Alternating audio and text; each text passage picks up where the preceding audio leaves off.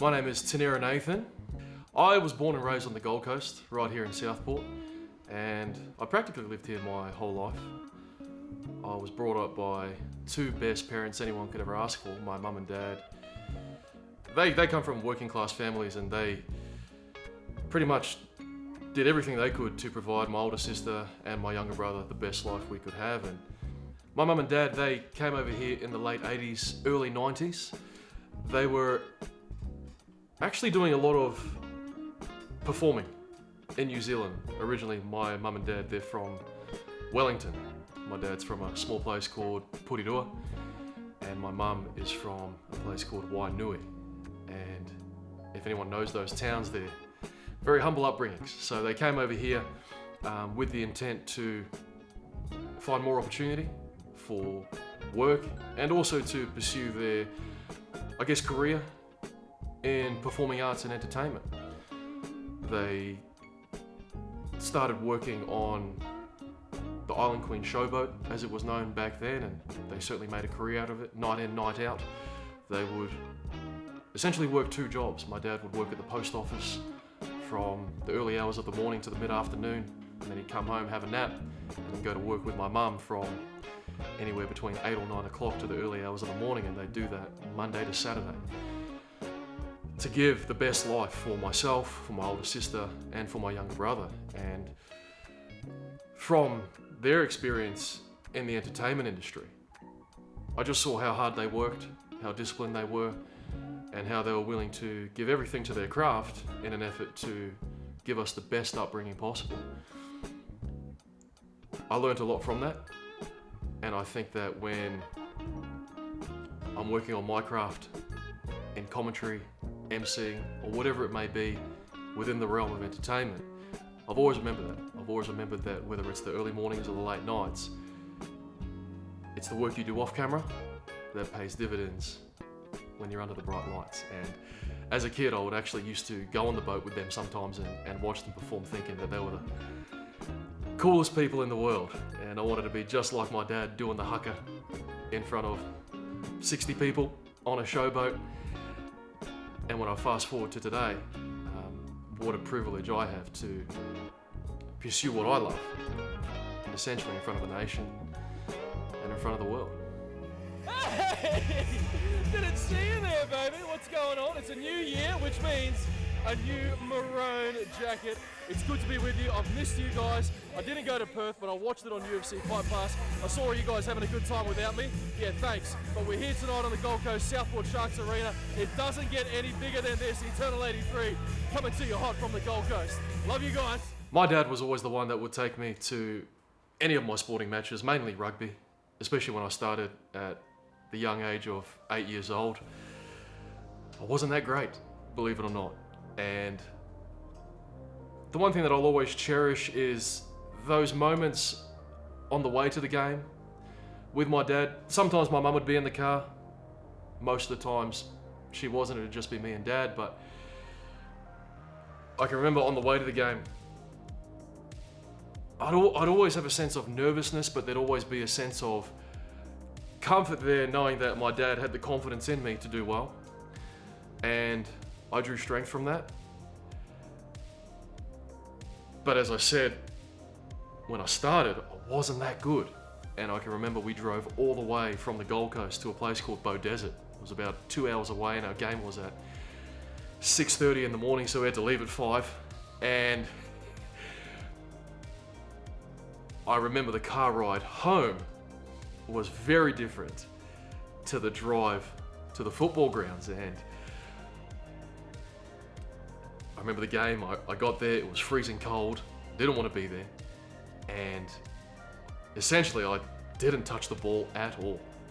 We had a couple of kids in our team that were fantastic, and they would just hold the ball, and I would just be following them around for 30 minutes over 2 halves. And I remember getting in the car, and it was pretty quiet, to say the least. And I kind of looked at my dad and said, well, what'd you think? And he kind of went, yeah. Didn't say much.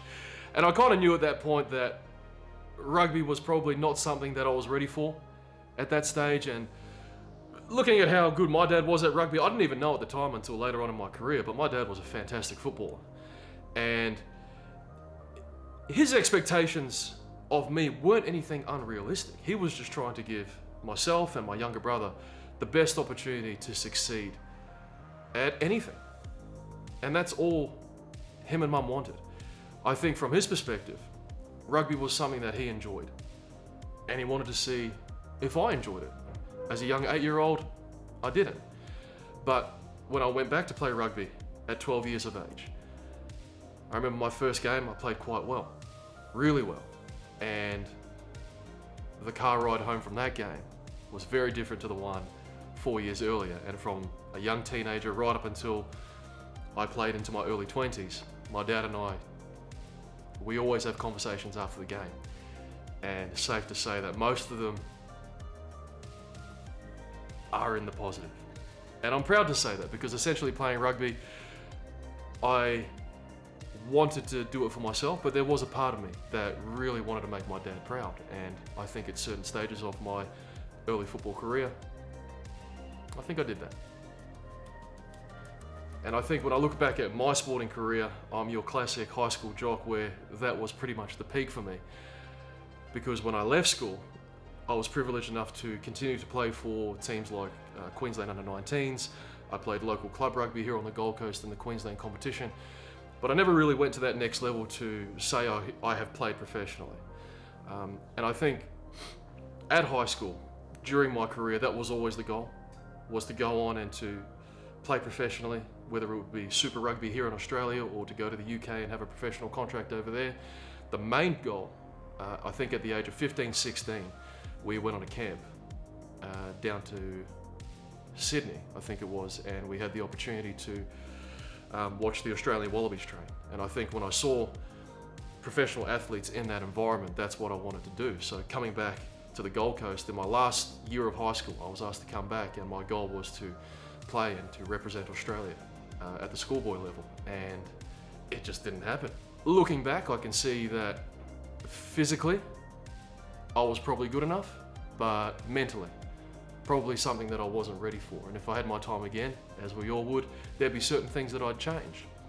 But considering not playing for Australia at the high school level the biggest failure of my life, it just continued to give me that hunger to succeed and excel.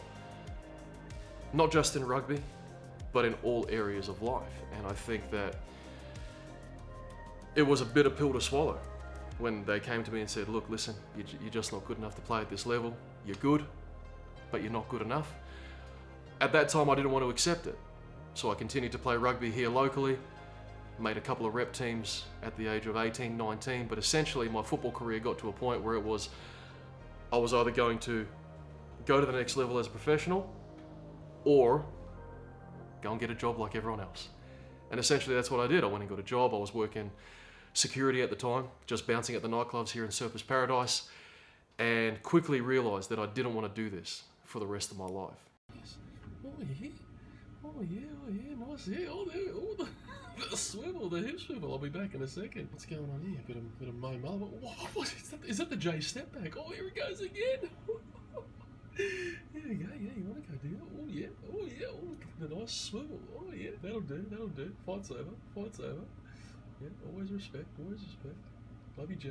There you go. I had no purpose after losing my only purpose, which was football. So I decided to take a break. Essentially, I was working night shifts, Thursday to Sunday, ridiculous hours of the week, and I was also at university. When I say at university, I wasn't attending any of my classes. I was on the roll, but I spent most of my time either at the clubs or at the casino gambling whatever money I had left from playing rugby. So essentially what I needed to do was just to take a break. And essentially what I did was I went overseas on a church service mission for 2 years in Ghana, West Africa. And what an experience that was, a total eye-opening experience to go from the Gold Coast where we have everything to go and serve in a country like Ghana where you could consider it a third world country. People essentially don't have much, but they're happy. Running water a necessity that we have here is a luxury that they have in places like West Africa. So for the 2 years I was in Ghana, it changed my mindset a lot. The people that you meet, the message that you're sharing, and also the service that you give to the people. I found joy in giving to other people and helping those that desperately needed it. Things like digging wells, building schools, as well as sharing our message as missionaries. The one thing that I learned was when I come home, I'm going to be grateful. And these past failures that I've experienced with football, as small as they may seem to everyone else, they were huge to me. I'm going to learn from them. I'm going to be grateful for what I have. And I'm going to continue to use the principles of hard work and discipline that my parents have taught me and what I've learned on my church service mission in West Africa. So when I came home, it was pretty much like starting again.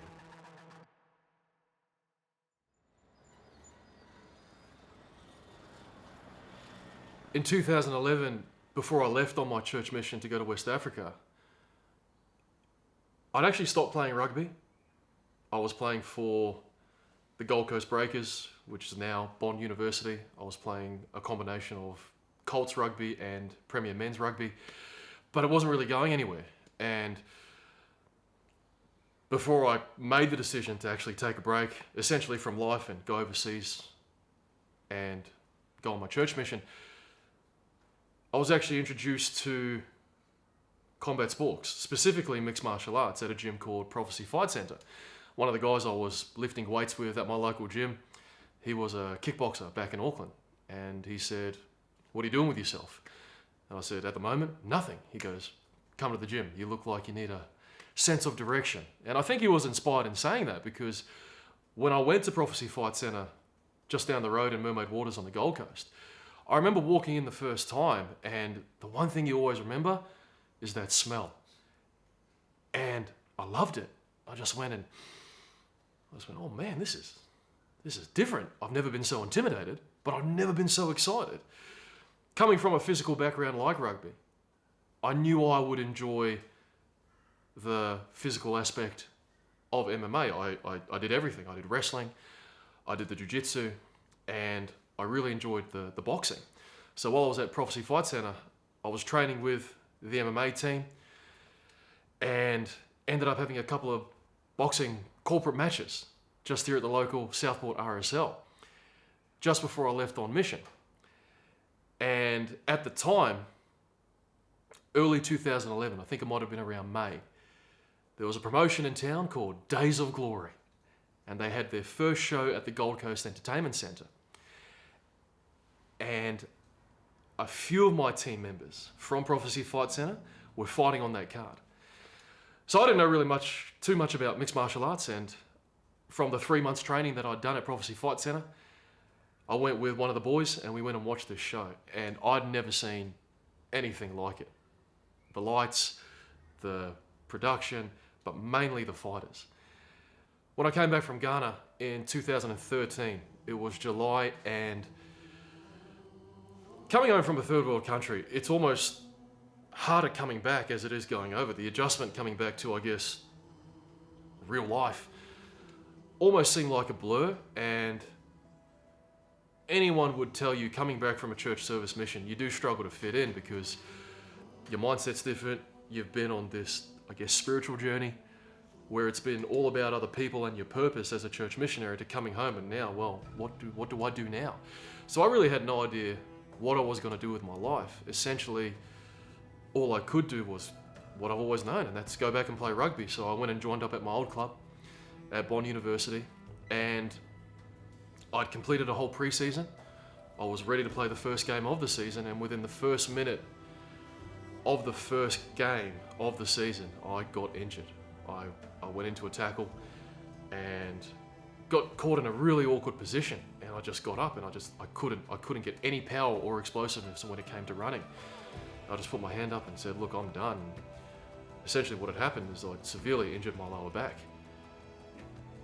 And I think just coming home and having put in all that hard work, and first minute of the first game, you're out for at least 3 months until you can even get back into any sort of physical contact. I actually didn't come back. I didn't want to. It's not that I didn't want to play. I just didn't want to have that feeling of failure again. It was almost as if I had these big grand plans, and now they'd been shattered again. I was just like, you know what? This is becoming like a toxic relationship. I'm just gonna leave you alone for now. So a couple of years later, after a lot of rehab and extensive training, I joined up at the local PCYC in Bundle, here on the Gold Coast, and started boxing again. I had no intentions to fight. I just wanted to find something new that would give me an outlet physically and help me mentally, because I knew I couldn't just keep lifting weights without any fulfillment or purpose. I wanted to go back and you know, get your bodies on, in a sense. So I was boxing and I was sparring, and my coach at the time, he would host amateur boxing tournaments at our local gym. And just one day during training, I just asked him, I just said, hey, do you have anyone that announces your fight nights? And he goes, yeah, we've got someone. And I was like, I'll do it. And he goes, really? And I said, yeah, I'll do it. I'll do it for free. And I just want to see if I'm good at something else other than what I'm doing now, which was currently not much. So we had our first boxing tournament in July of 2017. And they gave me the mic, and I guess the rest is history. My name is Tanera Nathan, better known as MCT. Good evening, ladies and gentlemen, and welcome. My name is Tanera Nathan, your cage-side commentator this evening. Until then, ladies and gentlemen, it's bye for now. After my first amateur announcing gig for my local gym at the PCYC in 2017, it was actually my coach that referred me to a promotion in Tweed Heads. They would have all their shows at the rugby league club out there, and it was one morning, he called me up, he said, hey, what are you doing tonight? It was a Saturday morning. And I said, working? And he goes, yep, not anymore. I need you to come out to Tweed Heads and you're going to be commentating your first professional boxing show. And I said, okay. And his response was, yep, you need to be there by 6 o'clock. You'll go and talk to this person and that person, and they're going to set you up. Oh, and by the way, you're going to be on Fox Sports Australia. And I think at that point, I'd only done like 2 amateur announcing shows. So you can imagine how quickly my stomach dropped when he said, I'm going to be on Fox Sports Australia. And I remember just feeling a total sense of overwhelming anxiety, but almost thinking that, you know, this could be my shot here. If I can perform on a stage like this could be the start of something new. And I'd never really felt that feeling. I'd never felt that sense of fulfillment or purpose, or this is something that I could actually pursue here, since I'd first played rugby as a young teenager. So I went and commentated the show. They said I did great. I ended up doing a few more shows, maybe 6 after that, until I got a phone call from an MMA promotion. In 2018, I think it may have been March, I got a phone call from the promoter of Nitro MMA. They said they were hosting a show at the Logan Entertainment Centre, and they were looking for a commentator. They gave me a call and they said, hey, look, listen, we've heard your work for the boxing on Fox Sports, and I was doing segments for ESPN back then as well, and we want to see if you'd enjoy commentating something different, but in the same realm of combat sports for MMA. And instantly in that moment, I thought back to witnessing my first mixed martial arts show at the convention centre on the Gold Coast. And I said, this could be the one. This could be where I really go all in, so I'm going to do it. I said yes, and I commentated for Nitro 15 alongside Daryl Martin, who is obviously the co-host of our Eternal Insiders podcast, and to this day probably one of my favourite guys to call the fights with. And I say that with all honesty, with due respect to all my colour code commentators out there. But I remember it was just a different feeling. I'd done the boxing, I'd caught a bit of rugby throughout that time. But mixed martial arts just brings a different sense of excitement. And I remember when we opened the show, good evening ladies and gentlemen, and welcome. It just felt like I was at home, watching the fighters walk to the cage. When the referee says, let's get it on. Having the best seat in the house and being able to paint a picture for viewers watching at home, I really felt like that this was something that I was going to commit to.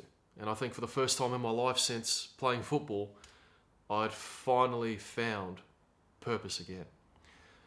During the show, I would look over and Daryl would be on his phone. He'd be messaging someone. I'd go, okay, well, I'm not going to tell this guy how to do his job. I barely know how to do mine. I didn't realize at the time, Daryl was actually messaging Cam O'Neill. And I got a peep of one of the messages. And I looked over and all I could see was, Cam, I've got your guy. And I didn't really think too much of it. But I think it gave me reassurance during the show that this is something that I'm definitely going to pursue. So after I commentated for Nitro, me and Cam got in touch and I was brought over to Eternal to commentate Eternal 33 at the Southport Sharks Arena, Mumford versus Joblin. The wait is over, ladies and gentlemen. The rematch, Mumford versus Joblin. Round number 1 is underway here in our main event this evening. I can remember before the event, I don't think I've ever been as nervous as I was for that one because I'd heard about Eternal. I didn't know in depth how far my career would progress from that point right up until today. And if you remember that event at the Southport Shark Sports Club, it was great. I remember the crowd. I remember I was commentating alongside former UFC welterweight Benny Alloway, which I thought was the coolest thing. I think back to that event and how far I've come, but how far the promotion's come. The one thing I remember is that beautiful red canvas and just how, I guess, raw I was as a commentator. I think if I go back and listen to some of my highlights, not just from that show, but as the years progress, I can certainly see not just how many mistakes I've made, but also the improvements I've made right up until today. I remember from that show, we'd wrapped the show, and I think it was a great success. The show was fantastic. I didn't hear from Cam for about 3 or 4 days, and I was just thinking to myself, I was like, well, I hope I've done a good job. And then I got a message from Cam, I think about a week later. Hey buddy, thanks again for last Saturday. Just want to let you know, you did a great job. And from here on out, we really want to not just use you, but develop you and integrate you within the company. We really think that we've got something here with you. And I remember being at work, I was in the change rooms and I got that text and I think I had a really rough shift at work and I was just totally sick of, I think I was working at the casino dealing on the tables at the time, and I think getting that message from Cam just reinforced to me that this was something that I could pursue. And obviously I wasn't going to become rich and famous overnight as a commentator, but it was something that I could pursue that essentially would become hopefully a career for me in the near future. When you look back from my first show at Eternal 33 right up until now, where we've just recently done Eternal 83, 50 shows have passed. During that time, not only have I called many shows and fight cards at the Southport Shark Sports Club on the Gold Coast, but I've gone to Perth. I've managed to go to Melbourne. We've just come back from Sydney after a massive show down there last year. New Zealand was probably a highlight for me, going home to New Zealand and calling Eternal 50 was massive, not just for me, but for the promotion. And I think it's quite ironic that we're the leading MMA promotion in Australia, yet here's MCT. Who wants it? Who wants it? You didn't expect to see me, did you? Tell you what, I better give these back before I get bashed. Probably one of my favourite things about commentary, especially for Eternal, is anytime you do a live event, preparation is absolutely essential, to say the least. And for the most part, I pride myself of preparation. I did it in the early days. I certainly do today, especially with how far we've come. There's just no excuses to come to a show and be unprepared. But the thing about going live is sometimes stuff happens and you've got no control over it. Probably one of my most memorable moments that I would like to forget as a commentator came from Eternal 74. And we're at the Southport Shark Sports Club. And it was myself and Ben Vickers was the colour commentator that night. And any time that I'm in the booth, I've always got my notes on my laptop. We have a hard copy and we have my laptop as a backup. Well, that night, neither me or Ben had a hard copy. Whether the printer was down or whatever it was, we just came cold turkey, and we just said, look, we're going to go with it. And I was confident. Ben's been in the game for years. As always, I'll always give the fighter a kind of like a gas up, or I'll say something about him and I'll give their stats to build their profile before they step inside the cage. Anyway, I start to read my notes and I say, First man to make the walk to the cage for the blue corner is Jed Fogg, fighting out of Integrate. My laptop goes blank.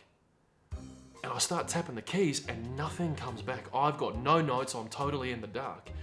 There's about a 2-second pause before I can actually save the moment. Anyway, I look on screen and he's wearing an Integrated MMA shirt. And I go, beautiful, fantastic point of reference, Integrated MMA, great coach Adrian Pang, plenty of great fighters come from an awesome gym. So my laptop dies, I shut it out of frustration, and I look at the screen and I go, Then anyone that comes from this well-known gym, especially here in Australia under the watchful eye of Adrian Payne, you can expect big things. as I'm speaking about Integrated MMA and about the fighters that have come out of there and what we can expect, Ben's phone is simultaneously blowing up with text messages. And I'm speaking and I'm looking over to see who's texting Ben. It's Cam. And all I can say is, there were a lot of messages, because all I can see is, for goodness sake, MCT, it's a different Integrated MMA. It's the Integrated MMA from the Sunshine Coast. It's a totally different coach. The coach is Rob Graffita.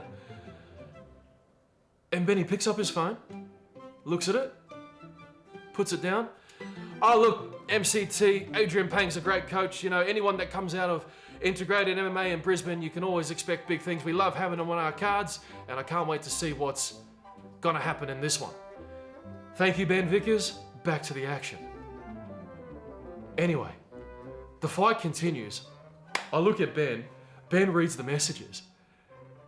And Ben just looks and goes, don't worry about it, mate. And we just call the fight. I thought at that moment, that was the last time you'd ever see MCT on Eternal MMA. But that, to me, was a moment where I thought, well, it's been a great ride, guys, and this may be the last time you see me. But fortunately to today, I'm still here, and I'm grateful to Cam, and especially grateful to Ben as well. Australia's premier mixed martial arts organisation has returned to the combat sports capital in Western Australia. Kyle Noak, Tanera Nathan here to bring you all the spectacular action from Perth City. We were in Perth, and Anthony Drillich was fighting Michael Barber. And this was at a time, I think it might have been either my first or second time to Perth, because I think for the first few years working for Eternal, I was based here in Queensland on the Gold Coast. So going to Perth, I felt like I needed something, not necessarily to build my profile, but if you look at all the great commentators in history, whether it be for combat sports or any sport that we follow, they've always got like a tagline or something that defines them from the rest of the announcers throughout the industry. And it was about just under 2 minutes into the fight. Not much was happening. And it was me and Kyle Noak in the booth, and Kyle was breaking down the subtle techniques of striking, and I was just watching the fight live. Now, anytime we're watching a fight. We're meant to be watching the screen. I never watch the screen. I always watch it live. So I've pretty much gone into fan mode, forgetting that I'm actually working. Anthony Drillich lands this huge overhand left and just sends Michael Barber to the canvas. And right then and there, I got it. No guy really. Oh my goodness! Holy smokescreen! You've got to be kidding me! Just like that. I was just about to say, no guy really committed to a shot. Anthony just lands the big shot on the chin. And after I'd said it, there was almost a pause, and there it was. The birth of Holy Smokescreen. Wow. Barber's out. Whoa. Oh man, have a look at You didn't this. see it. Beautiful left hand over the top. Instantly out. That is nasty.